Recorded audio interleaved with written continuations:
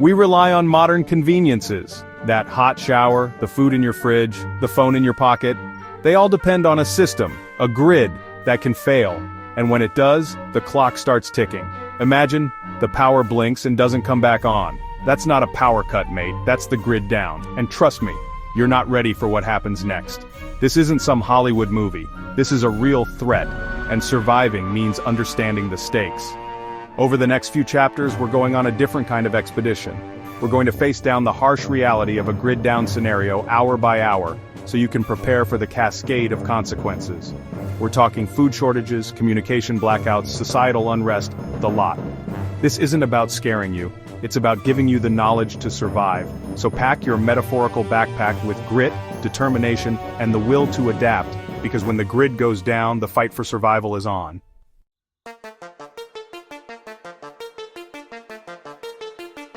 Hour 1, the grid goes down. It feels like a minor inconvenience, but as minutes tick by, reality bites. The hum of electricity, gone. Your phone blinks with a low battery warning. The first instinct is to seek information, but the internet is gone too. No news, no social media, no contact. Isolation can be crippling. This is just the beginning. Safety assumptions vanish with electricity. Your home is now vulnerable. Your neighborhood takes on an unsettling silence. Time to assess and take stock. Check your supplies, food, water, batteries. Do you have a way to cook, to stay warm? These questions separate survivors from victims.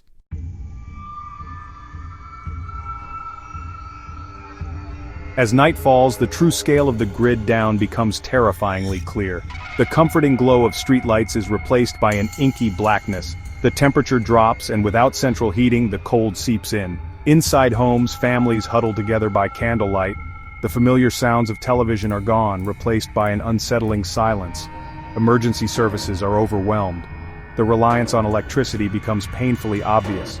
Electric stoves are useless, refrigerators become giant coolers. Every flick of a light switch is a frustrating reminder. But remember, this is a test of your resilience. This is where your survival instincts kick in. It's time to adapt, to improvise, and stay calm.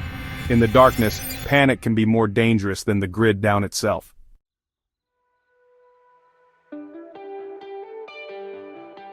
Hour 12, the grid down grinds to a halt, another essential service, water.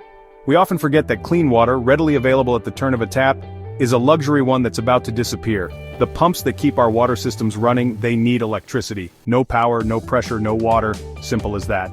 You turn the tap, expecting the usual gush, but only a sputtering cough emerges. That sound, it's a wake-up call. A stark reminder that the water you've been taking for granted is finite.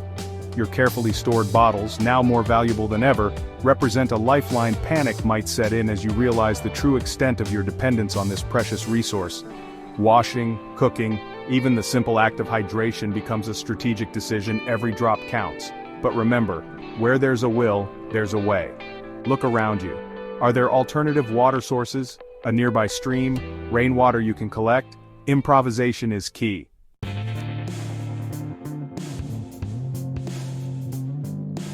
The realization that municipal water is gone is a blow, but despair is a luxury you can't afford.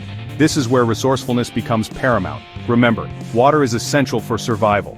Dehydration can set in quickly, impairing your judgment and weakening your body. Now's the time to put those survival skills into practice. Remember that nearby stream, that puddle in the backyard? Potential sources of water, but they need to be purified. Boiling, if you have fuel, is your best bet. No fire, water purification tablets, or even a bit of bleach can be lifesavers. The key here is to think beyond your immediate surroundings. Do you have neighbors with wells, a swimming pool nearby? Desperation can drive people to desperate measures, but ingenuity and cooperation can make a world of difference. Remember, water is life. Securing a safe and reliable source is non-negotiable. In this new reality, every drop counts, and your ability to adapt could determine your survival.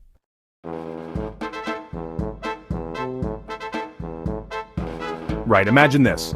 The power's out, you're in the dark, and your phone, your lifeline to the outside world, goes dead. That's the reality of a grid-down situation. No more checking the news, no more calling for help, you're on your own. Our modern communication networks, the internet, cell phones, they all rely on that constant flow of electricity. When the grid goes down, those signals start to fade, and fast.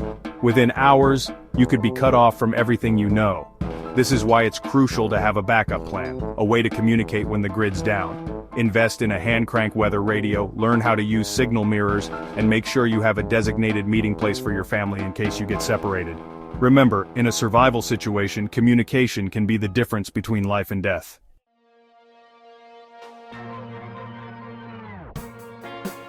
The loss of communication isn't just an inconvenience, it's a psychological blow.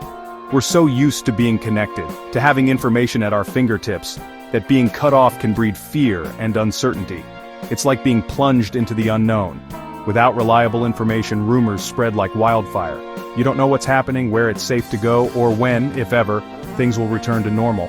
This uncertainty can lead to panic, and panic can be just as dangerous as any physical threat. This is where mental fortitude comes in. You need to stay calm, assess the situation, and rely on your instincts. Remember your survival training, trust your gut, and above all, don't give in to fear.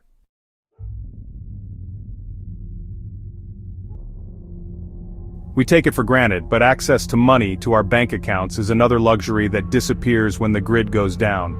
ATMs become useless metal boxes, credit cards are nothing but plastic, and your hard-earned savings are trapped in the digital ether. Without electricity, banks can't operate, their systems go offline, transactions can't be processed, and you're left with whatever cash you have on hand. In a prolonged grid-down scenario, that cash will quickly become worthless, as bartering and trade become the new currency. That's why it's essential to prepare for a financial collapse, just like you would any other disaster. Have a stash of cash in small denominations, enough to last you several weeks. Consider investing in precious metals like gold and silver, which have historically held their value in times of crisis.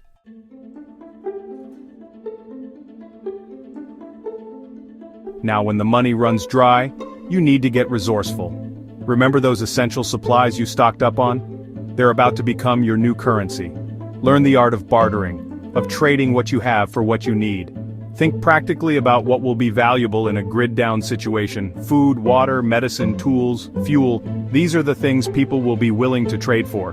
Remember, in a survival situation, your ability to adapt and barter could be the key to your family's well-being.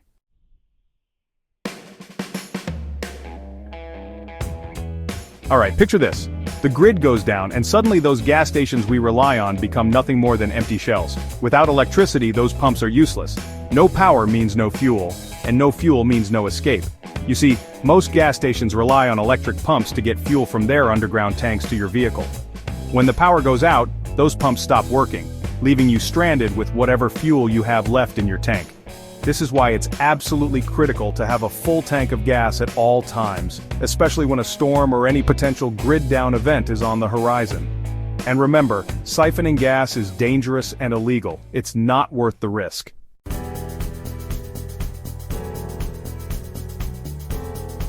Now with gas stations out of commission, you need to think about alternative modes of transportation.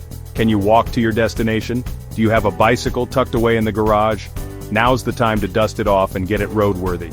Remember, in a grid-down situation, every drop of fuel is precious. Conserve your energy, plan your routes carefully, and avoid unnecessary trips. The further you can stretch that fuel, the better your chances of reaching safety.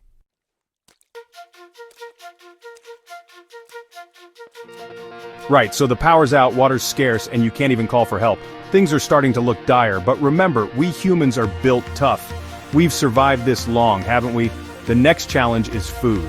With the power down, supply chains halt, trucks won't move, refrigerators fail, and shelves empty fast. Panic buying seems natural, but keep a cool head. Panic leads to mistakes, and mistakes cost lives. Focus on what you can control. Do you have non-perishable food? Canned goods, rice, beans? These are your lifeline now. Preparation is key. Have 72 hours worth of food and water. Be resourceful, adaptable, and prepared.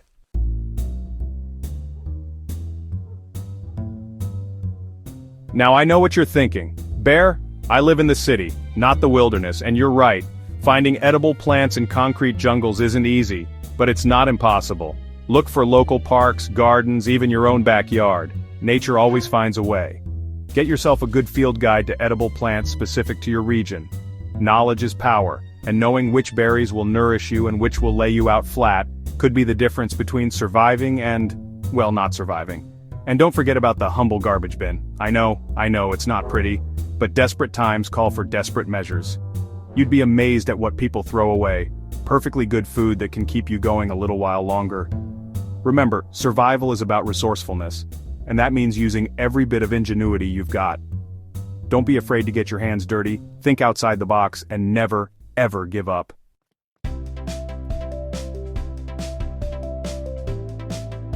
We're now days into the grid down scenario, and the situation on the ground is changing rapidly. The veneer of civilization is wearing thin, and the darker side of human nature is starting to show its teeth. As resources dwindle, food, water, medicine, desperation sets in. And where there's desperation, there's often lawlessness. People will do whatever it takes to survive, even if it means taking from others. This isn't about judging. It's about understanding the brutal reality of a grid-down situation. You might encounter looting, robbery, even violence. This isn't the time to be a hero. Avoid confrontation whenever possible. Remember, your primary objective is survival, and that means staying out of harm's way. Staying vigilant and aware of your surroundings is crucial now. Trust your gut instincts. If a situation feels off, it probably is. Remove yourself quickly and quietly. Your safety depends on staying one step ahead.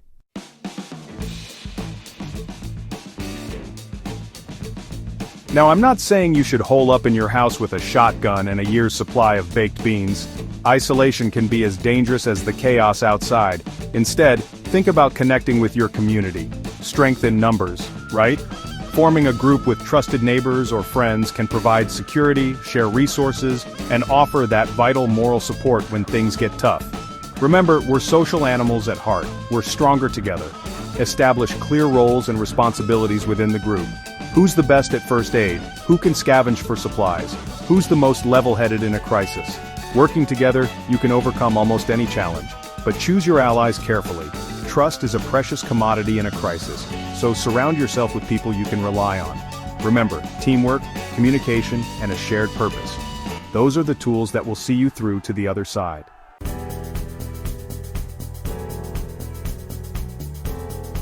Alright, let's talk about another crucial aspect of a grid-down situation: healthcare. We rely on hospitals, doctors, and medicine to keep us healthy. But when the grid goes down, so does that safety net. Hospitals will be overwhelmed with patients, many with serious injuries or illnesses. Power outages mean life-saving equipment might not work, and with supply chains disrupted, medicine and medical supplies will become scarce. It's a grim picture, but we need to be realistic. This is where your first aid skills become absolutely critical. Knowing how to treat basic injuries, control bleeding, or deal with infections could save your life, or the life of someone you care about. So if you haven't already, learn basic first aid. Get yourself a comprehensive first aid kit, and familiarize yourself with its contents. It's one of the most important things you can do to prepare for any emergency, not just a grid-down scenario.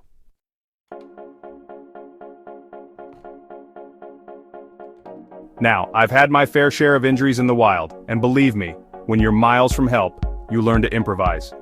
And that's what we might have to do in a grid-down situation. Look around your house. What can you use as bandages? Clean clothes, towels, even duct tape in a pinch. Antiseptic wipes? Hand sanitizer will do the job. Need a splint, a sturdy branch, and some cloth can work wonders. Remember, necessity is the mother of invention. Don't be afraid to think outside the box and use what you have available. A little ingenuity can go a long way. And don't underestimate the power of natural remedies.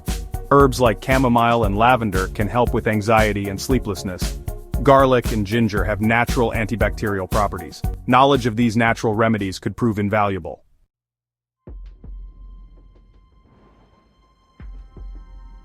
Right, now we're talking about a situation where the entire grid is down. This isn't some local blackout, this is the big one. Government agencies, they're gonna be hit hard just like everyone else.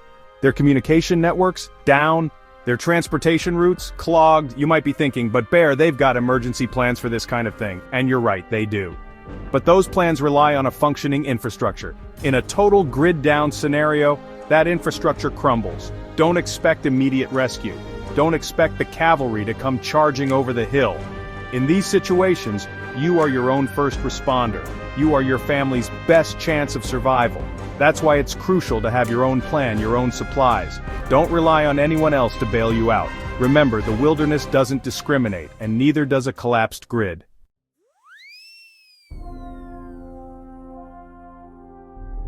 Look, I've seen firsthand what happens when people are caught unprepared. They panic, they make bad decisions, they put themselves and others at risk. That's why I can't stress enough the importance of self-reliance. You need to be able to take care of yourself and your loved ones when the unexpected happens. That means having a plan, knowing where you're going to go, and what you're going to do when you arrive.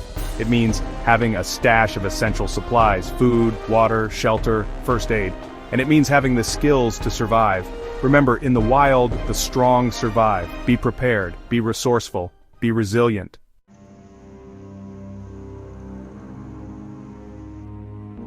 When the grid goes down, it's not just the lights that go out, it's society as we know it. Desperation leads to chaos. Remember the domino effect? This is where it kicks in. Food shortages lead to looting, water scarcity leads to conflict, fear leads to panic. It's a dangerous cocktail. In survival, civilization is thin. I've seen it stripped away, the look in people's eyes. Desperation, fear, survival, it's not pretty. Be mentally prepared. Inner strength sees you through.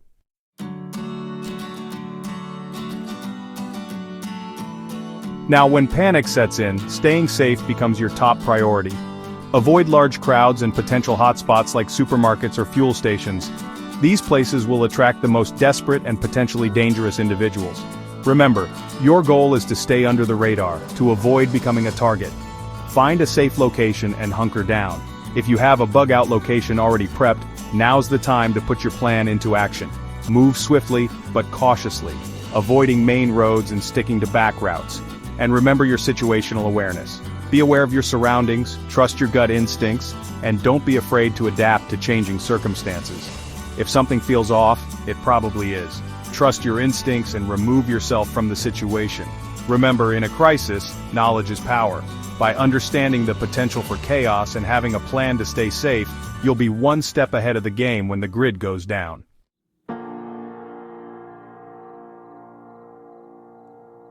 So there you have it, a glimpse into what those first few hours and days after the grid goes down might look like.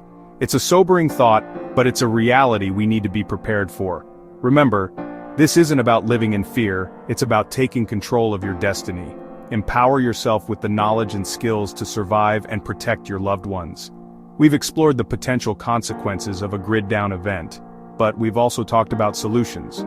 Learn critical survival strategies to stay ahead of the chaos. This isn't just about prepping, it's about knowing exactly when and how to act. The wilderness doesn't care if you're ready or not. By being prepared, you can not only survive a grid-down event, you can thrive. Stay safe, stay strong, and I'll see you out in the wild.